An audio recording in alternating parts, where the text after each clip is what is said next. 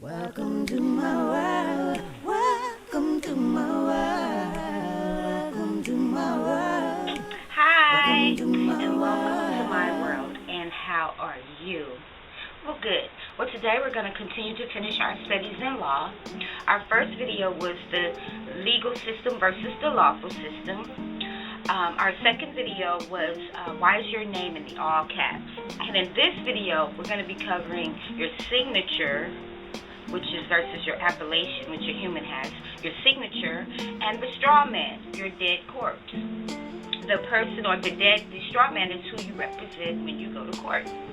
Okay, so the all caps name again is the name of your corporation. Your name comes in all caps like it does on a tombstone, which is to signify that you are a dead corpse, a dead corporation. Names are meant for labels. They're also meant for corporations, firms, and organizations. So just because you say, oh, that's my name, that can also be for your organization, label, a firm, or an organization or corporation. A name is a fiction. It cannot speak. And that's the main reason that they give you an attorney when you go to court, to speak for you, because you are, once again, dead corpse. Also, they send out a what? Summons. A summons. They summons you to court. That word alone signifies that you are calling in a ghost. Okay, so once again, you are considered a dead corpse, and they summons you to court for you to what? Appear. So you appear in court. And once you do that, you're representing your straw man, and you're also admitting that you are this dead corpse. Okay. Civil liter mortis means dead in the eyes of the law, legally dead. You are a corporate or a corporation or a corporate person. And also we know by that word person doesn't mean a human individual. It also includes firms or corporations, organizations, partnerships, and legal entities. That's how they get us with these trick words. Words have double meanings in law. A natural person means any human being.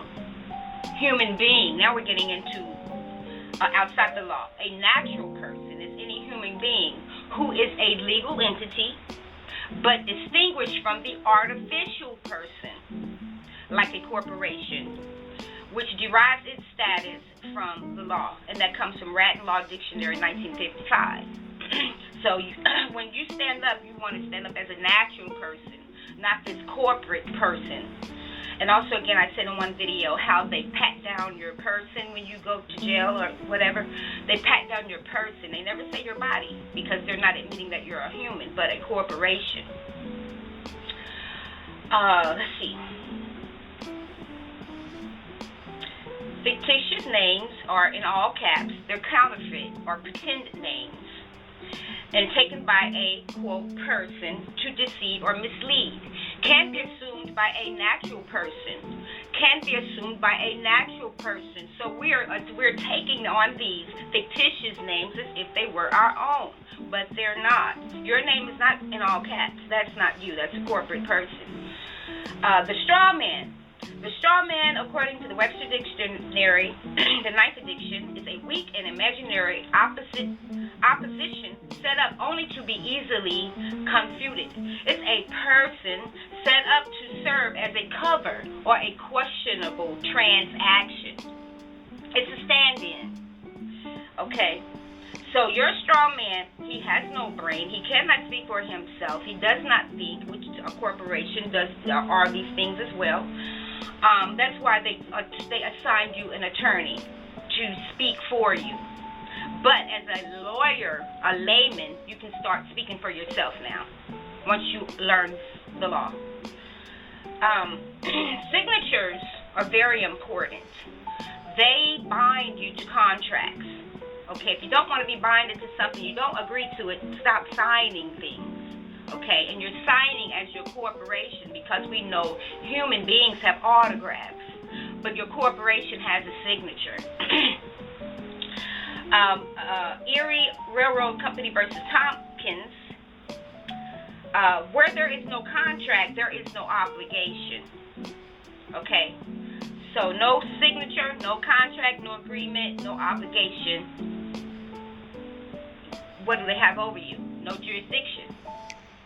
All right, and I put all right reserves under my appellation, if I can remember it most times. I put all rights reserved to show that I own that signature. I own it. It's mine. All rights reserved.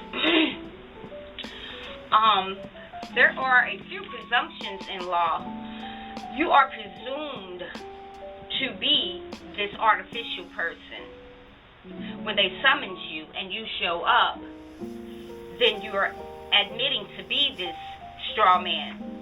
But if you rebuke it, then which means rejecting it, then you're not standing in place of this artificial person. You must reject the invitation by sending back the document and putting across the document, I refuse to participate, or I do not accept this offer to contract. Send it back. Or show up like the ghost that they calling you and appear in court or and answer to the charges that they are giving to the straw man. Also, some presumptions are custody. They cannot go. You cannot go. Custodians can only retain custody over property. Okay, not flesh and blood living beings. So when they retain you and hold you in custody, they are holding you as property or as this corporation, not as a living being. Unless you openly, publicly reject the summons or warrant on public record, the presumption stands as truth in commerce. And commerce means business and trade and money. That's what the whole thing is about.